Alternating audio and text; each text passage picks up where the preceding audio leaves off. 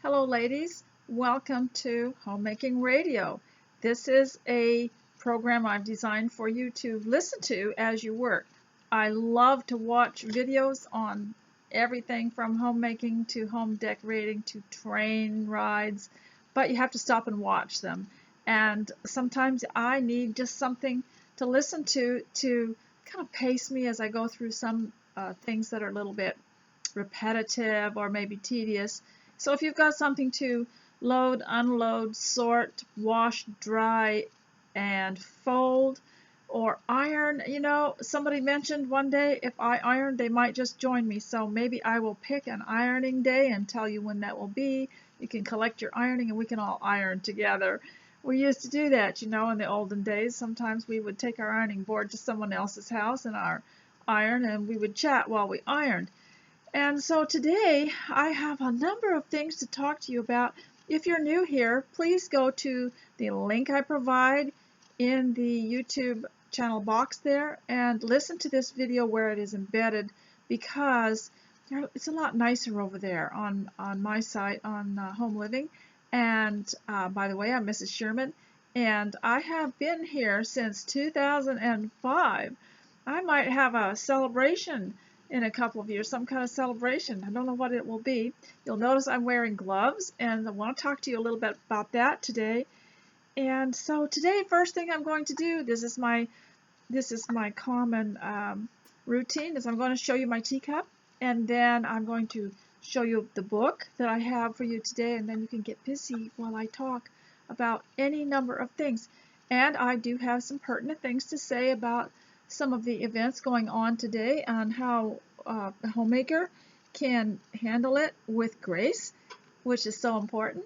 And I might tell you a story or two. I don't have one written, and Miss Lily of the Valley has not sent me one, so I might just make up one myself. But today's teacup is just this darling cup. I have to show it to you. It's got this hexagon shape, but there's a little piece right here that you could, drink out of. And I've got to show you the picture on. It's so pretty. So pretty. Isn't that nostalgic and beautiful? And it's a squarish, and it's got an interesting shape. So I'll post a picture of that on the post. And I got this at Home Goods yesterday. It was only $2.99 or $3.99. I couldn't believe it, but it's so pretty, and it's by Pacifica Home, which I'm thinking it's also from another company, which originally I forget what it was, but it's so pretty. It has a little butterfly on it. Just really think this is fascinating. And we had a ladies' Bible class today, and there were more people here than normal, and we had a wonderful time sitting around my round table and talking about things, and I read something to them that I might be able to read to you. I don't know, but I'm just so fascinated with this little cup here. And now they're making, what I like about this, I want you to have a look at the handle. They're making it, that shape handle, you put your finger in there like that, and your I don't know, just more comfortable. You rest your finger like that. It's really nice. And so I want to show you the book that I'm going to talk to you about today. And this was written in 1995 by Victoria Magazine editors. And it's called The Pleasures of Tea. I will put a picture of that on the post. And maybe you can get yourself one at thrift books. They don't cost very much. And I really like the pictures in this book. I wanted to show you this one on the page that I'm going to read you. Isn't that pretty? It's a lily of the valley. And so I want to read the inside flap of the book, and then read a little bit of the book. And if you've got something you need to do, I hope you will go and do it and not sit here because there's nothing to watch. I will tell you about my gloves later. Tea, the pleasures of tea. Tea is the perfect accompaniment to all the moments of our lives. I agree with that. And I think in this time when you have colds and flu going around, you ought to be guzzling this stuff all day long. And you don't have to drink the kind I drink, that the Yorkshire Gold, but you can one of my favorites is to put a few berries in it, pour hot water on top, and drink the delicious tea from it. And you can find something hot to drink because it helps flush out impurities out of your body. Any warm or hot drink, very, very good for you. When my children were little, and when I was little, my mother and I learned from her that honey is an antibiotic and lemon is an antiseptic, and we would make a honey lemon drink. And I'd make it for my children when they weren't feeling well, and it really helped them. And of course, if they don't like it very much, just add more honey, and they'll really like it. So it's so good for you. Tea is the perfect accompaniment to all the moments of our lives. Rest a teacup on the arm of a chair, and the balance of life immediately improves. Offer a cup of tea to an acquaintance and discover a new friend. A lot of people just don't know the refinement of tea and how it will affect them. And they might say, well, I won't come over for tea. I don't like tea. But serve them something in a teacup, and it's amazing the difference it makes in their demeanor and how much they relax and how much they say that it stays with them. The experience of having tea at someone's house, it just stays with them for a long time.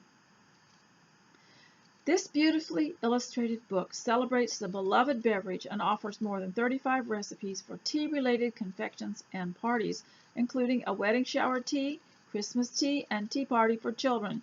Tea time can be any time, anywhere, morning, afternoon, or evening, summer or winter, indoors or out, in the company of friends, or in sweet solitude.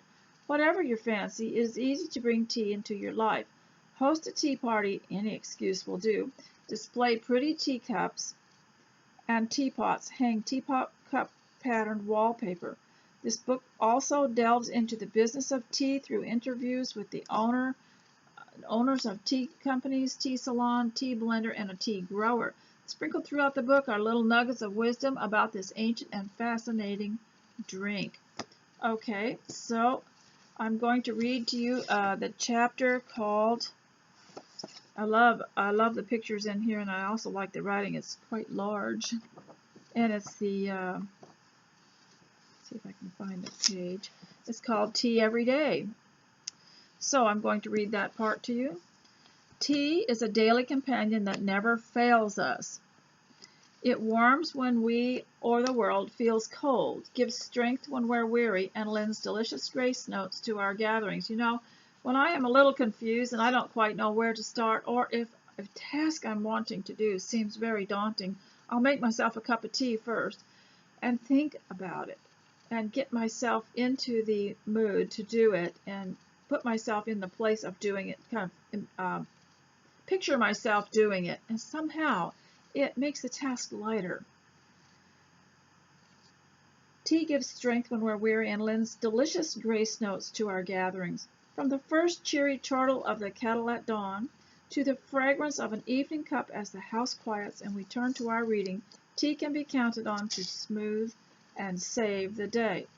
Now, this chapter here, I'm going to read this to you too, because look at this picture. It looks like breakfast in bed, doesn't it? The sunrise song of tea is lyrical, but with bracing undertones. Of course you can, it murmurs encouragingly. The flavor holds a hint of far lands. And I chose to read this because my theme is always encourage one another, lift one another up, leave people feeling like they can do something, and never, ever deflate someone's wonderful mood. Morning's first cup, yet the flavor holds a hint of far lands, yet it is familiar as the cat that comes rubbing or sunlight on the windowsill. And as you lift your first cup of tea and feel its warmth, the day's challenges settle into perspective. That's true. That's true. That's why I say get yourself a pretty teacup. Don't hang on to it and hide it somewhere and save it for the best. You know, you can go to Home Goods. That's where I got this one. Go to Home Goods and get yourself a teacup. If it breaks, there's more down there. It's always fun to go see what new they have and treat yourself to a teacup and drink something hot in it. As you lift your first cup of tea and feel its warmth, the day's challenges settle into perspective. A breakfast tea implies breakfast, an important meal we are often tempted to scant or rush through. I want to interject in there that there was an author, a romance writer in England back in the 60s, and I think she only died in the early 1990s or late 1980s, but I say only because that is recent for someone like me. And she had written a book about food, and she had said, and it was like combining romance with food. It was called The Romance of Food.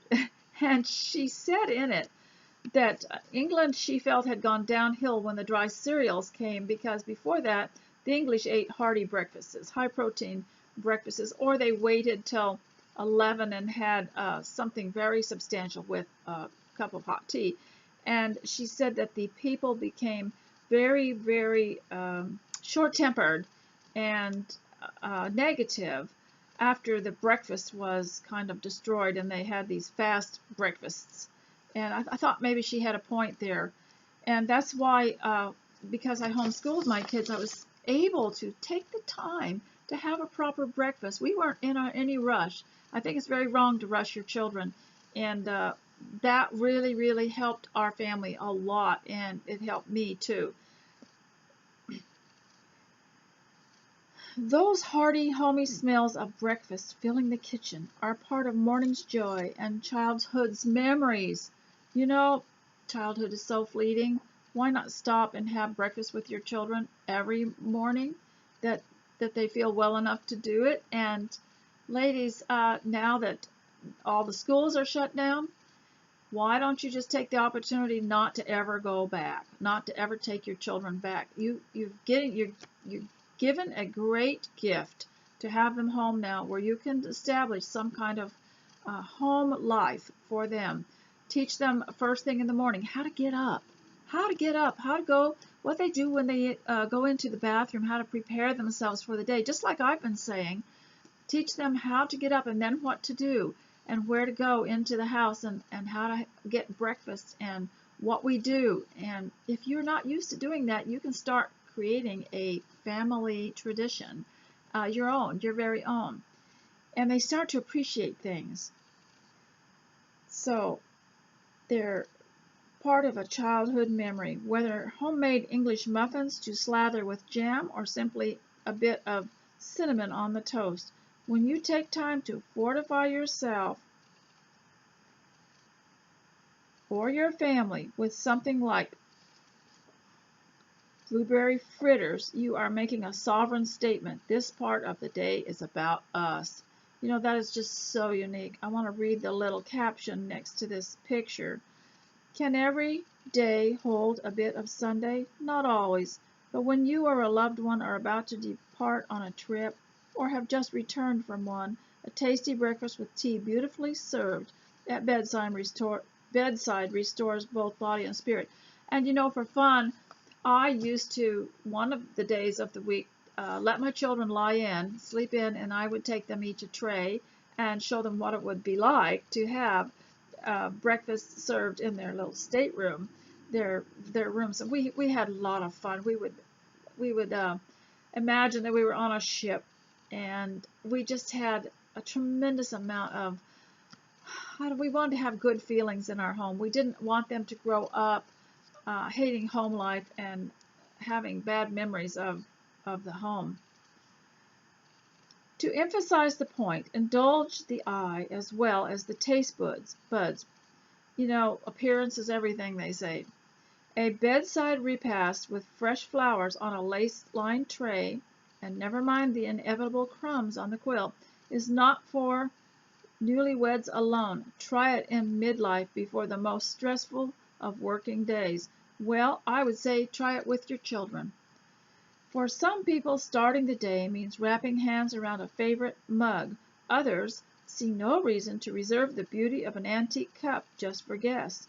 Whatever you might choose, there's a ritualistic comfort in using pretty objects you love that no impersonal carton from the corner deli can impart.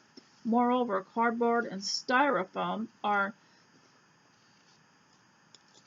not conducive to tea's subtle flavors.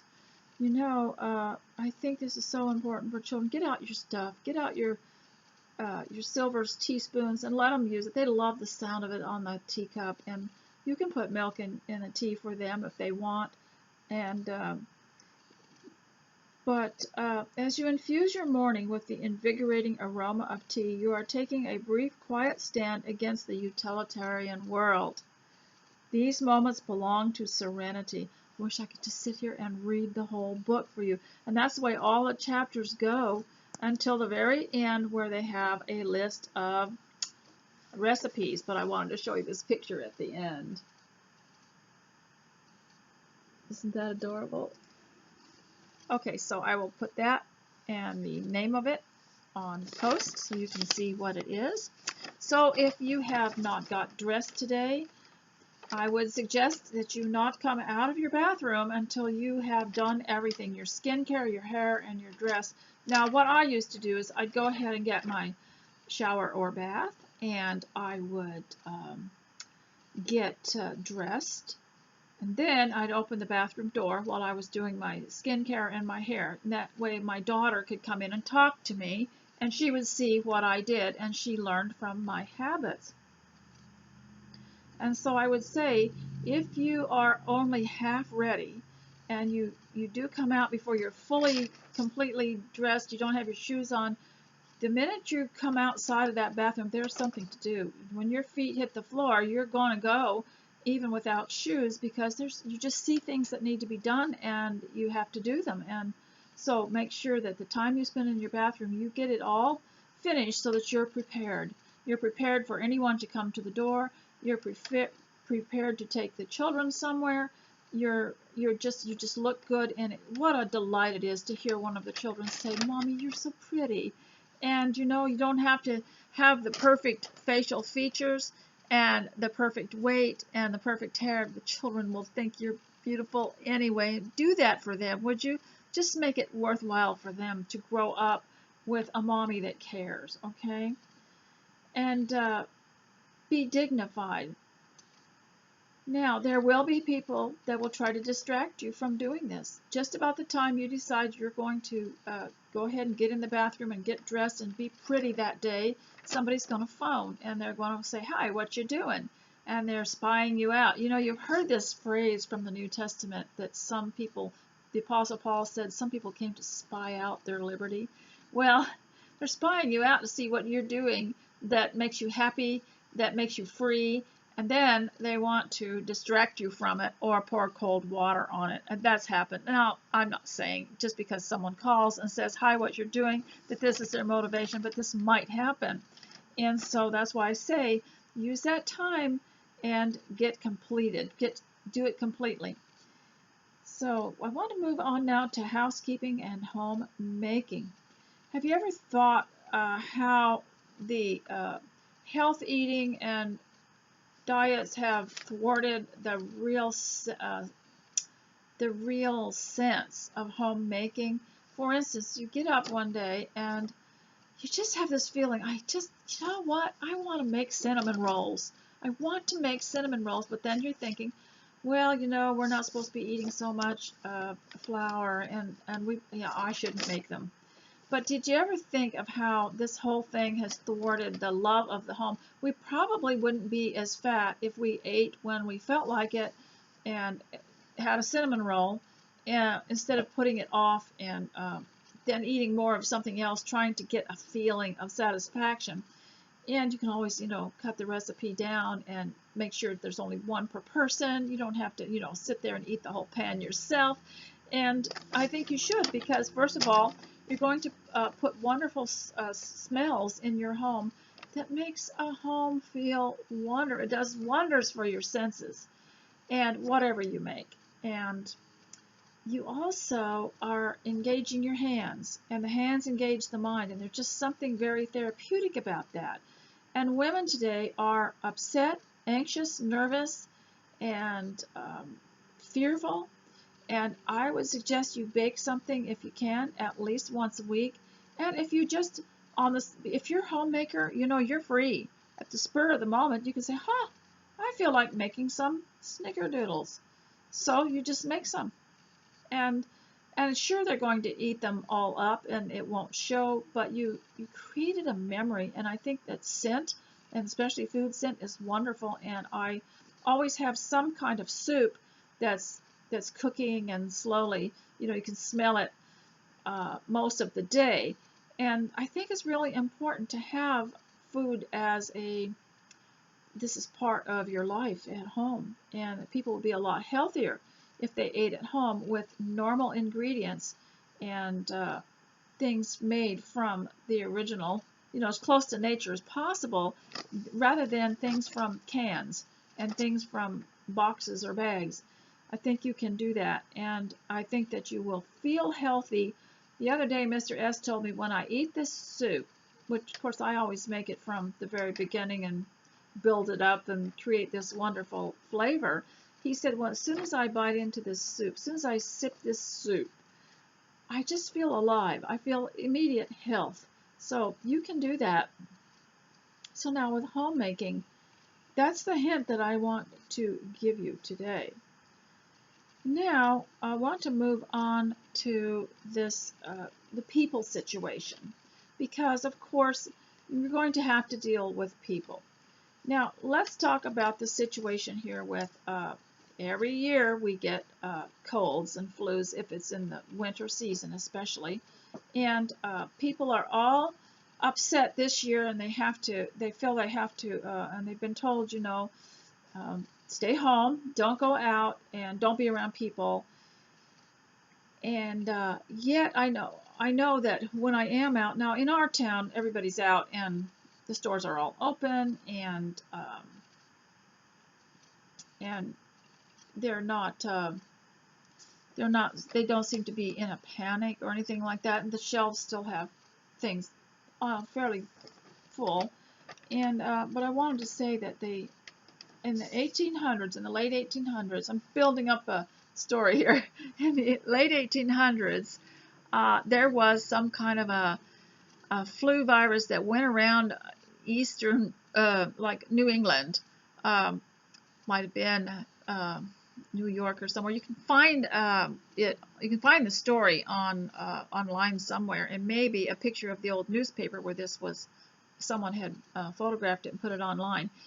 And the health officials told people in this newspaper article to wear gloves, wear a clean pair of gloves when they went out, to cover their heads, and to carry a clean hanky.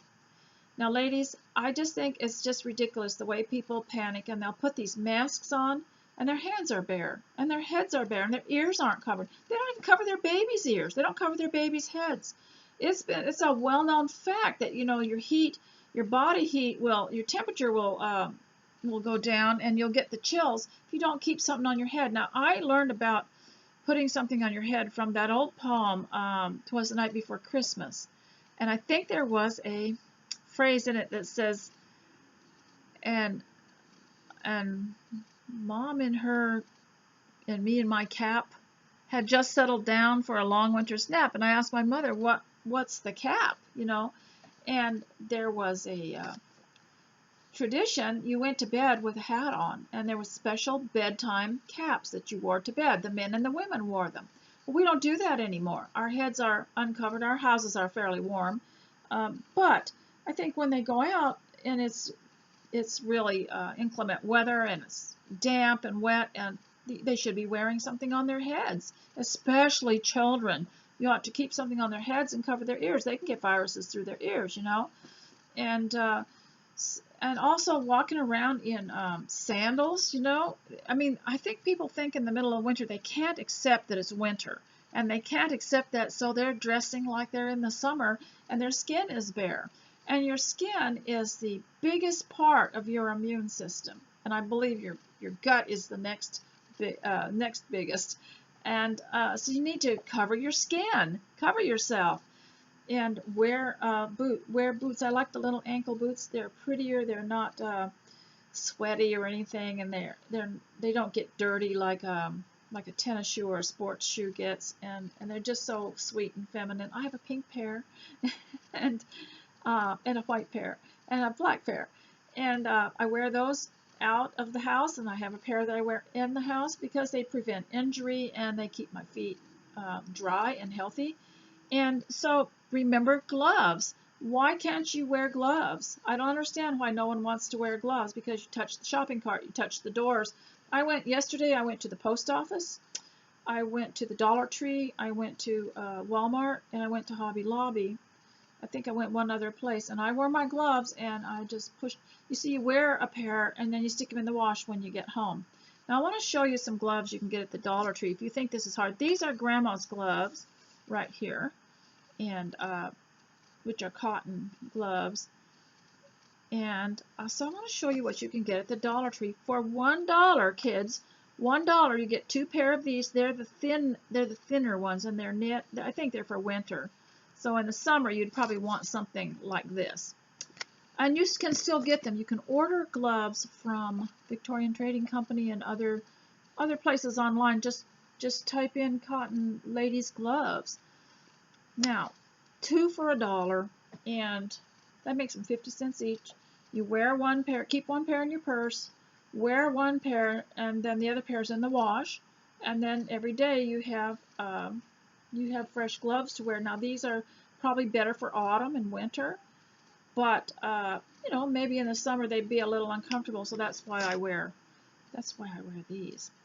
Because you're touching. I don't even touch merchandise without these gloves on, and they're pretty, and it's dignified, and you can be cautious health-wise in a polite and dignified and pretty way. Okay, so here's another pair that went with some of the black ones, and they were, you know, 2 for $1, 50 cents each. There's that beautiful hot pink. And then I have to show you some others that I got over the years. You won't believe this. These were Dollar Tree gloves. Dollar Tree gloves. $1. And I've had these for several years, so I wanted to put this on and show you what they're like. They're really pretty. Look at that. Aren't those nice? Now, when you take them off, you pull them out by the fingers, tips, just the tips, for a little bit like this.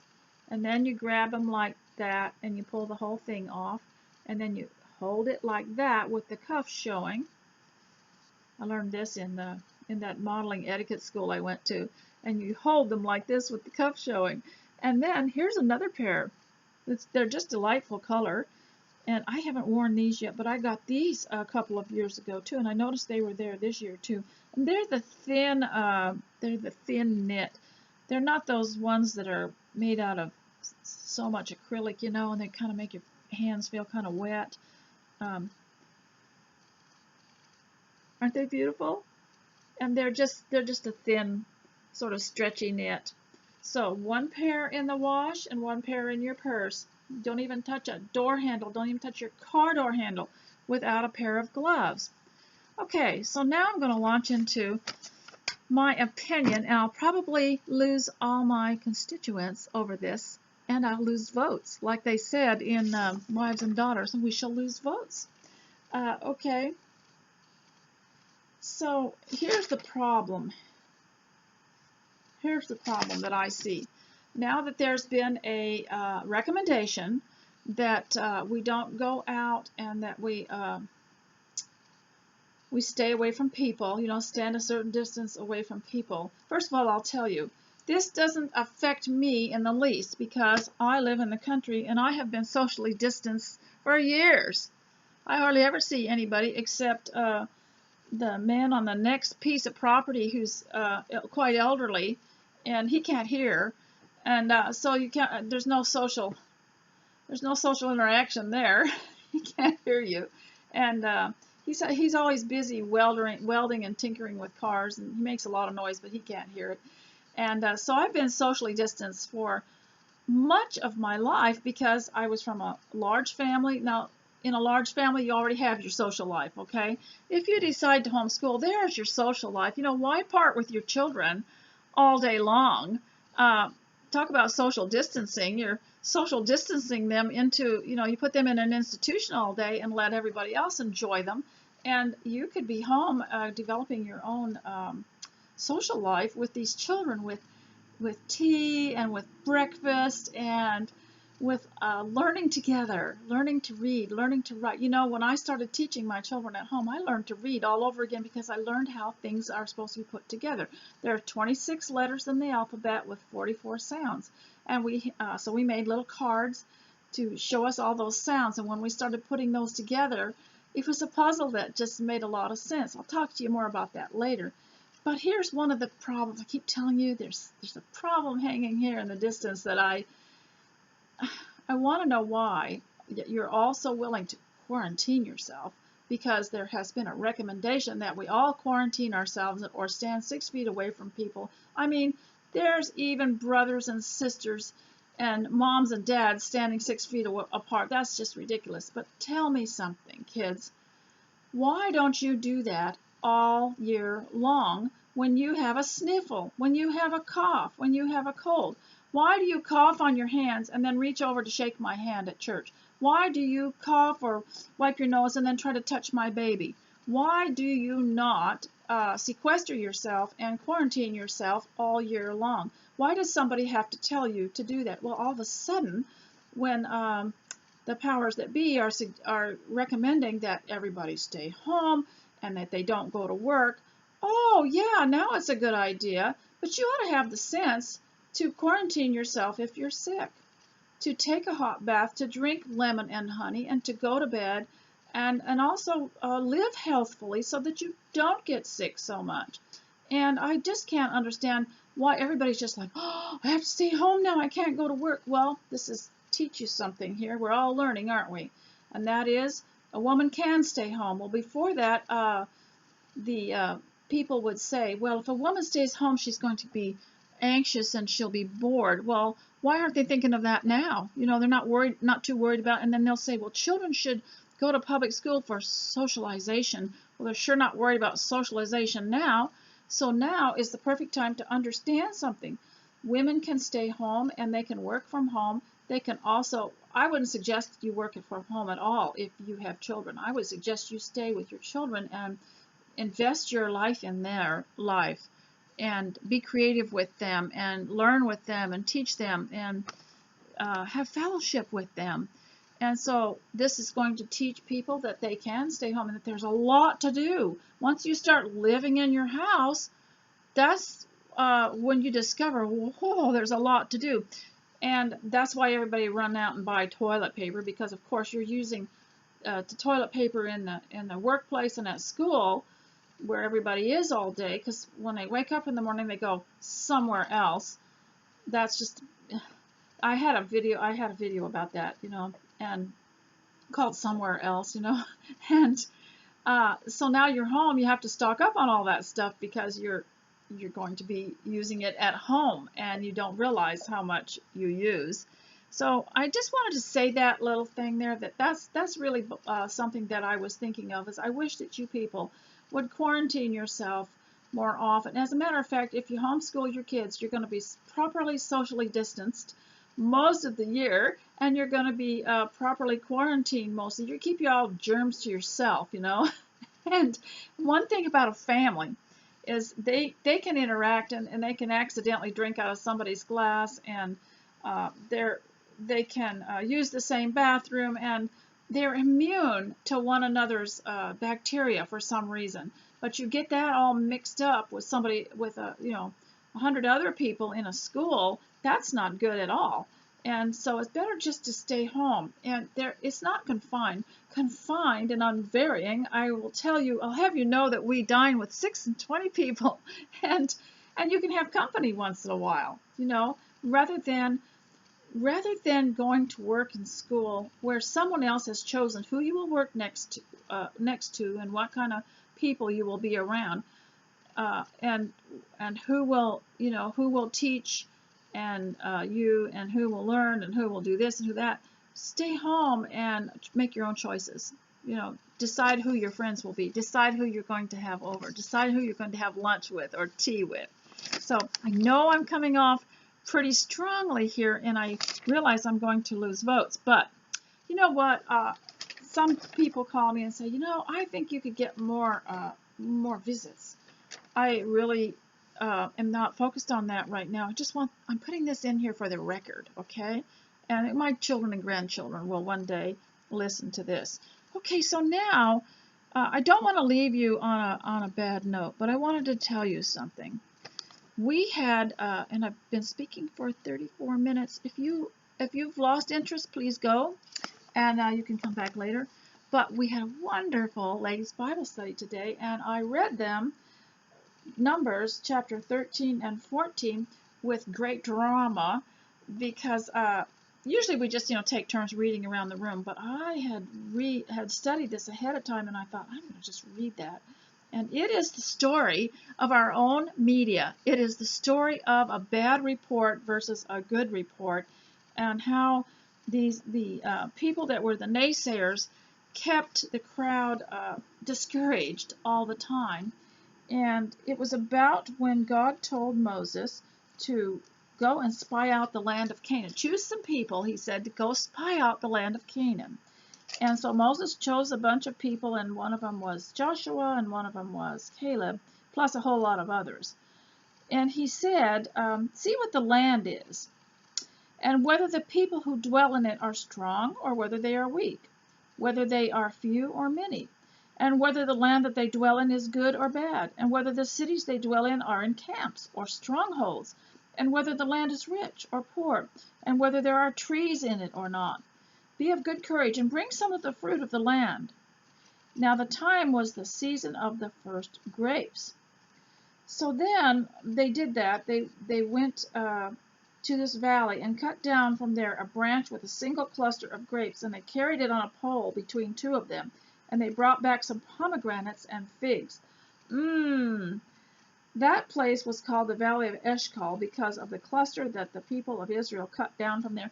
And I remember as a child the illustration of this in many Bible story papers and Bible story books of these men carrying on a pole these huge clusters of things, of grapes. I thought, well, that was quite the land. Well, they brought these grapes and things in return from spying out the land, and they showed everybody this wonderful stuff, and they brought them back and showed them the fruit of the land, and they told them, we came to the land to which you sent us. It does flow with milk and honey, and this is its fruit. However, the people who dwell in the land are strong, and the cities are fortified and very large. And besides, we saw the descendants of Anak there, and the Amalekites dwell in the land of Negeb. The Hittites, the Jebusites, and the Amorites dwell in the hill country, and the Canaanites dwell by the sea along the Jordan. Well, these were pretty fierce people. So then Caleb quieted. Now this is the first negative report. It's all true. It's all true. But here's what happened. Here's what they do it, and here's how they spin it. Caleb quieted the people before Moses and said, let us go up at once and occupy it, for we are well able to overcome it. Then the men who had gone up with him said, we were not able to go up against the people, for they are stronger than we are. So they brought to the people of Israel a bad report of the land that they had spied out, saying, the land, through which we have gone to spy it out, is a land that devours its inhabitants. Now see how they added even more drama to it. Now the first report was, yes, they're great people, they're very large, and they're strong. Well, so then Caleb said, no, we can take the land, and we are perfectly capable of doing it. So then they reported, these naysayers reported, though through which we have gone to spy it out is a land that devours its inhabitants. That's scary, isn't it? And all the people that we saw are of great height, giants. And we felt like we were grasshoppers. we seemed to ourselves as grasshoppers, and so we seemed to them. So here they're creating a picture of impossibility and discouragement. Might have all been true. You know, ladies, we have to be careful that even if something is true, we have to size up the situation and think, now if I tell this truth, is it going to defeat the purpose for which we are all aimed for? Sometimes it's best to keep quiet about things that are negative, even if they are true, if you're headed in one direction, because you never know when you'll find one weak person that will say, let's say for instance, I have I have a blog, and I comment and I monitor the comments, because every once in a while somebody will write something like, um, "This blog is too narrow-minded," and you never talk about the movies or such and such and such and such, or and so some real naive, gullible person will read it and say, it just gets in their minds, it gets in their heads, and they'll say, "Oh yeah, yeah, that's true, that's true," and there they go off with that, and they forget the point and the central point of what I'm doing. And so this is what you all have to be careful about. You know, I told you about the movies, the movie series Wives and Daughters, that I just love. My absolute favorite for costume, for sayings, just for atmosphere. I love the backgrounds and the houses and the land, and this is the beauty of it all. But you have to explain to some people who aren't used to understanding characters in life and in drama, that Cynthia was lacking in good character and good judge. She had no good judgment, and that Molly was more the stable person. Because if you don't, you get a young girl, and Cynthia's all flamboyant and pretty. She's very flirtatious, and they look at her and they think, well, she's having more fun, and they just think Cynthia's wonderful. And of course she makes so many mistakes, and she almost ruins her life. And so you just have to explain to people like this, and this distraction of bad news is not a good idea. And so, although it was all true. So now let's go on. We seemed to ourselves like grasshoppers, and so we seemed to them. Okay, now let's look at the response of the people and compare it to today. Then all the congregation raised a loud cry, and the people wept all night. Can you believe this? They brought these grapes, and they were showing them all the pomegranates and the figs, and what they'd see, the good part that they'd seen in the land. And Caleb had said, "We're able to take the land." And they listened to the negative, because there was more of them. There were more of them. There were only two that were giving a positive report, and there were more of the negative. Now, this sounds like the media in a way. And all the people of Israel grumbled against Moses and Aaron. Now, isn't this the truth? You hear all this negative, and then you start grumbling against the people that are trying to help. Or I've noticed this too. I read a story from a Guppy Readers. I'll put that in last. Getting carried away here. And they said to Moses and Aaron, "Would that we had died in the land of Egypt, or died in this wilderness. And why is the Lord bringing us into this land to fall by the sword?" See, they've already concocted up the imagery of falling by the sword. "And our wives and our little ones will become prey. Would it not be better for us to go back to Egypt?" And then that's another thing people will do. When they are challenged and they're headed in a direction where their life is going to improve, and they come to a hard spot, they just want to go back to the warm cocoon of failure. And I'll talk to you about that too. And that's why they reject people who try to lift them up and try to leave them encouraged. They almost are ready to turn on you if you try to encourage them, if they are enjoying this dark cloud of gloom and doom. Well, you better not try to help them or make them happy, because they don't like it. Have you ever walked into a room and flipped the light on suddenly, and someone's in there in the dark, and oh man, it hurts their eyes suddenly? That's what it's like. It's like you're turning on a little bit of a light there for them. So you've got to do it gradually. So they said to one another, and listen to this.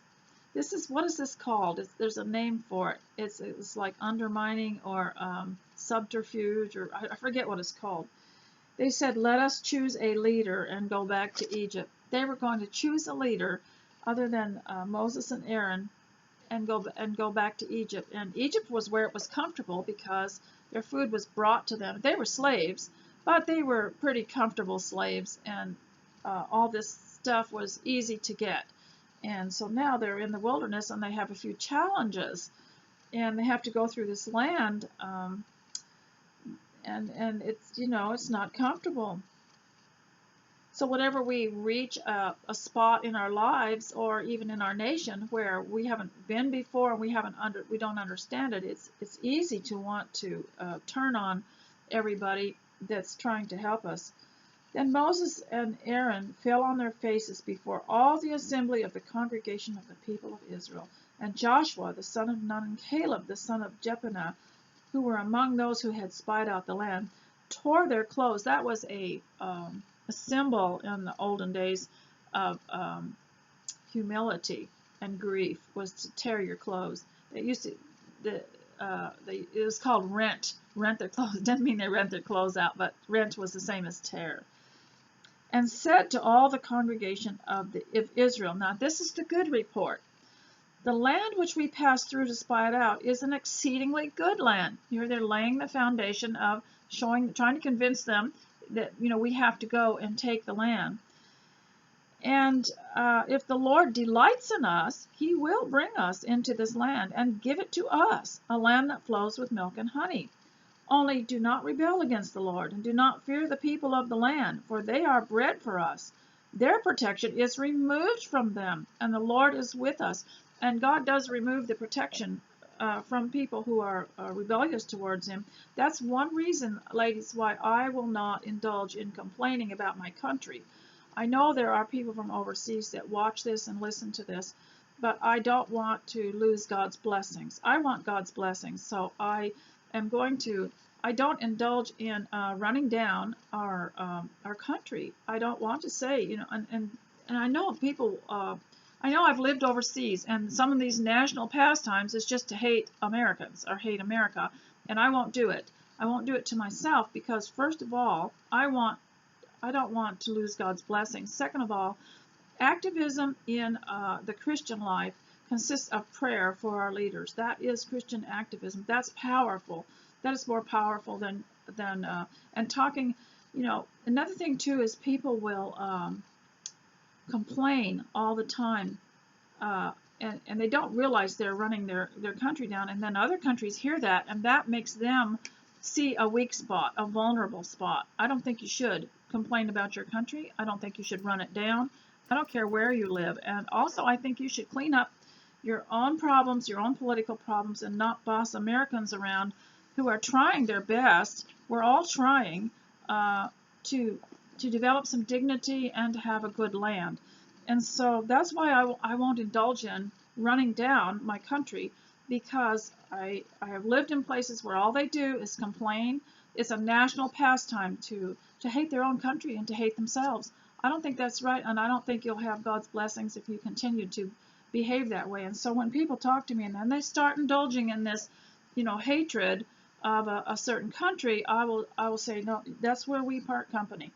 I don't want to do that, because the land you're living in is a blessing that God has given you. And what would you like? If you can't be happy, what are you going to do? You're going to hoist yourself in an air balloon and fly around so you don't have to touch the ground and ever. That would really be some social distancing, wouldn't it? So now I'm going to continue in this, and it says, do not rebel against the Lord, and do not fear the people of the land, for they're bread for us. Their protection is removed from them, but the Lord is with us. Do not fear them. Then all the congregations said to stone them with stones. Isn't that what happens today? You try to tell people the truth and say, no, it's going to get better. Things are not that bad. And, bad doesn't stay there forever. It really doesn't. It has to rise up from something. Good has to rise out of it. And but you tell anybody, well, I'm not particularly I'm not panicked about this, and I'm not overly concerned. They almost want to stone you, almost. I mean, you feel it. They'll cut off their friendships. If you don't reach the level of anxiety that they have. And as a matter of fact, if you're trying to, sort of calm it down and smooth it over and give them some nice facts and talk about trusting in the Lord. And I think it's sad, that there's a lot of Christians that have such a shallow faith that they cannot obey God rather than man. And so, I'm really concerned about that, and they want everyone else to panic with them. They want. My husband wrote a really good bulletin for church on Sunday, which, by the way, was packed. Sunday was packed, and we had a lot of people there, 100% faithful. And the bulletin was about how anxiety will give you poorer health than some colds and flus. So he was really telling people that anxiety, when you're anxious, have you ever think about being anxious? How do you feel if you're anxious? Think about something that really gives you a lot of anxiety. Now what does your upper back do? What does your mid back do? How do your eyes feel? How does your teeth feel? Do you know it's very bad for your teeth apparently because you tend to grind them or bite down harder, and very bad for it's very bad for you all around. And anxiety it kind of constricts your chest. You can't breathe. How's your breathing when you feel anxious? It's shallow breath, isn't it? How is your blood flowing? How do you feel? Are you happy? And happiness is healthier, And so it's almost an addiction, to be anxious about something. It's almost an addiction. And after about a week of being concerned about all the virus of the year, which next year there will be another one, and I've seen the list of viruses every year that come through, and of course the media pushing it real strongly. I said to someone, I'm retiring from this. I gave it my all for a week. I paid attention to it for a week, and now I've done my time. I'm finished with it. I'm off. I'm in my own world now. And so I've got things to do. I've got to paint the inside of the house and the outside of the house. I've got to finish sewing up all my fabric before I die. I've got to drink tea. I've got to teach classes, and I have to do the gardening, and I have ladies Bible class, I have church, and I have like a million things that I haven't finished doing. And so I don't have time for this, and they're not paying me this virus watch and this watching the news all the time, and I'm just retiring from it, and I'm no longer with it. I gave it my all. I gave it my I gave it a little bit of a bow there, and now I'm bowing out. so it's over for me. So now this continues, and the Lord is very angry, and he said, how long will these people despise me, and how long will they not believe me, in spite of all the signs I have done among them? And so I will strike them with pestilence. And Moses interceded. Now this is interesting, because he said something that is so true that I just mentioned a minute ago. He said, if you do that, the nations that hate us and hate God will say, well, God wasn't even allowed to. God couldn't even take his people into the promised land.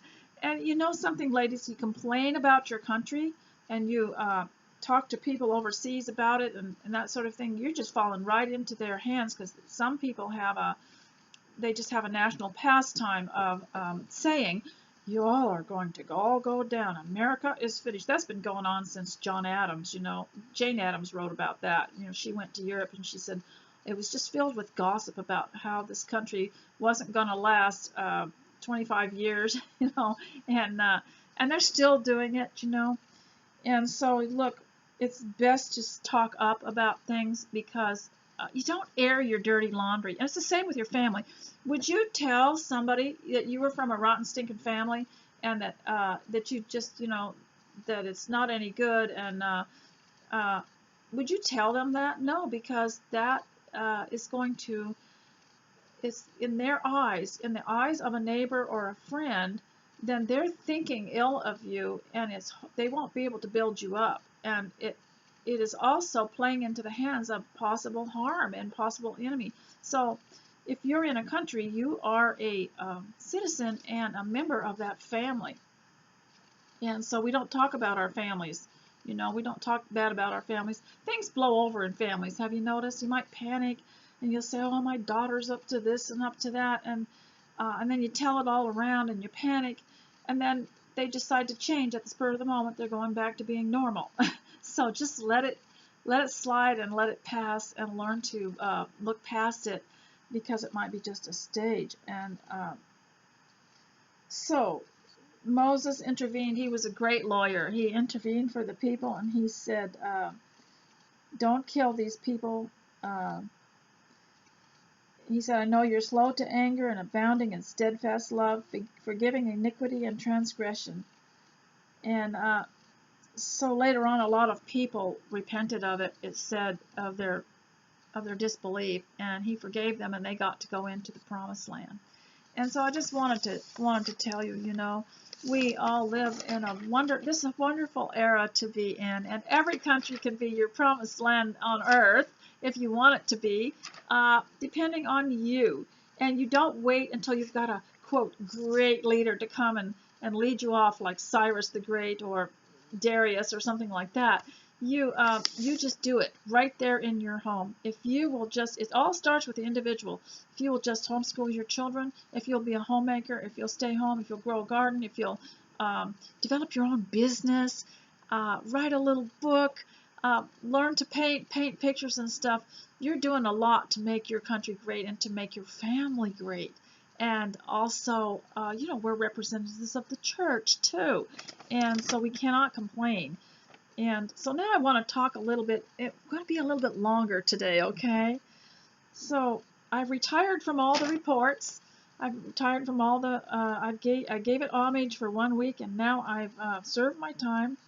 So now let's talk about the people. This is one thing that's happening too, is because of this and all the hyped up media reports, people have started to draw lines in the sand and be quarrelsome, and they'll tell you about something about it, and you'll say, well, it's going to pass, and the sun's going to come out, and we're all going to be healthier, and everybody. This is one advantage, is everyone's learning to be healthier.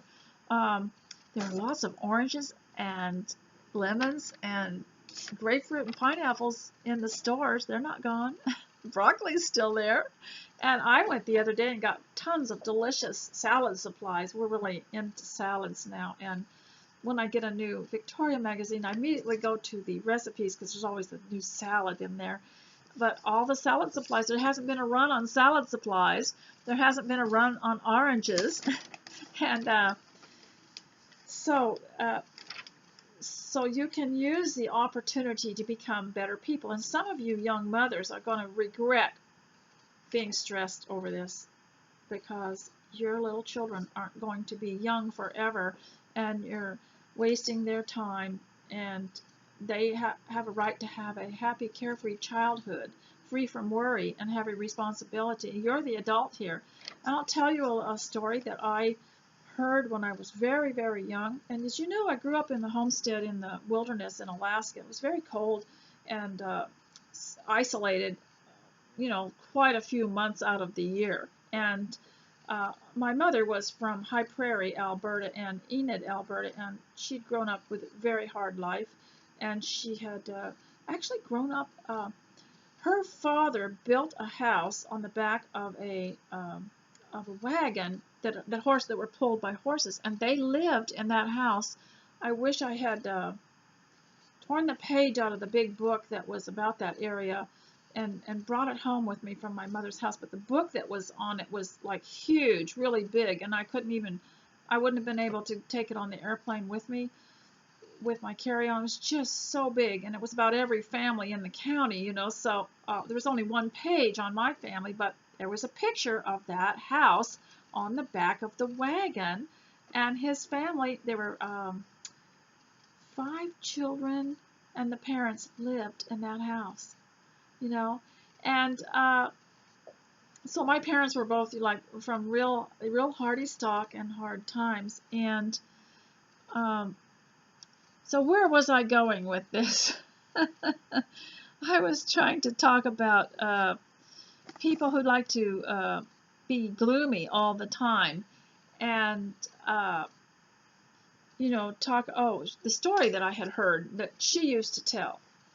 And that was, it was a very snowy day And you know, in those days it was a long way from the main highway, from your house to the main highway, and people often would park their cars at the end near the highway and walk out from their house to the car, because these little homemade roads you could get stuck in them, you know. So one day they were waiting for the father to come home, and the woman had a little boy, and he could walk, but he was still small enough to hold and to carry.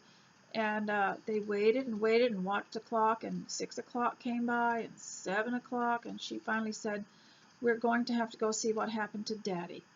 And she said, "Will you be my brave boy? Will you be very brave for me? And you and me, we have to be strong. We can't cry. We cannot stop and cry, because our tears will freeze. We're going to walk down that. We're going to bundle up. I'll carry you in my jacket. I'm going to wrap my jacket around you. We're going to walk down that road, and we're going to see what happened to Daddy. See if we can find him, or maybe, you know, maybe he didn't come home, or maybe for some reason there was a snowdrift and he couldn't get past it." So he said, "Yes, I can. And he was so brave. And she picked him up, and she cuddled him up, and she covered his ears and covered his head, and she covered her head, and they had, you know, scarves around their faces, and she carried him, and oh, he was so, you know, after a while, anybody over 25 pounds gets to feeling, oh, my arms are going to fall off, you know. I don't know how many times I felt like that with a child. And but she was so brave. She didn't even stop and put him down. And I think it was a quarter of a mile from her house to the main road. And she said, "Are you okay, honey? We're almost there. We're going to find Daddy." And he said, "Okay." And I said, "We mustn't be afraid, because if we're afraid, then we will freeze." And you know, fear, that's interesting about fear. It does freeze you in your tracks. You can't concentrate. You can't focus. You're immobilized. And you know, all through the Bible, in fact, I wish I had brought my little newsletter that I gave to the ladies today, and it was all about fear. There's only one legitimate fear, you know, and that's the fear of the Lord, which means respect. And there's this idea about, you know, fear makes the heart weak, but a good word strengthens it. And it was all these proverbs and psalms about fear. And you know, when David said, "I will not fear what man can do to me," and so she said, we will be there soon. Are you warm enough?" And she felt his feet, and she felt his hands and his little cheeks. And of course she was freezing, but she was going to get there, and she was going to sacrifice and you know, hang on to her little boy. And they walked and they walked, and he said, "Is it very far? How much further is it?" You know how children are. You get them in the car and they say, "Are we nearly there?" Almost. And she didn't lose patience with him. She said, "Well, it's still a long ways, but when we get halfway, then it will only be halfway." And then she would update him, and she would say, "We're halfway there, we're almost." And then she would get a little further, and she said, "We're nearly there, and we're nearly," and she kept his courage up, "We're nearly there." And they got down to the end of the road, and she saw the car, and but there was no one in it. And oh, she thought, "Oh, I wonder what happened to him." And he was on the other side of the car trying to put some branch under the wheels so that he could get some traction and get the car so that it would drive up to the house down that road.